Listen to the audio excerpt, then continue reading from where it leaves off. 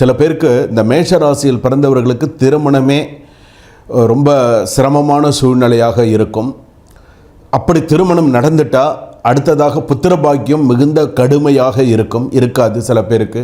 அப்படியே புத்திரபாக்கியம் இருந்தாலும் சில பேருக்கு அந்த குழந்தை ரொம்ப சிரமப்படக்கூடிய சூழ்நிலையில் இருக்கும். அடுத்ததாக சரி இது எல்லாமே ஒரு பக்கம் இருக்குது அப்படின்னு சொன்னால் அடுத்ததாக அவங்களுக்கு எடுத்து என்ன இருக்கும் அப்படின்னு கேட்டால் தொழில் வழி பெருத்த நஷ்டம். கிட்டத்தட்ட 5 கோடி 10 கோடின்லாம் நஷ்டமாகுது. குழந்தைகள் என்ன இருந்தாங்கன்னா பண விஷயத்தில் பூர்வீக சொத்தெல்லாம் தன்னை விட்டு போகிறது, தேவையில்லாத கோர்ட்டு கேஸில் 10 வருஷமாக இழுத்துண்டு போகிறது, அதெல்லாம் இருக்கும்.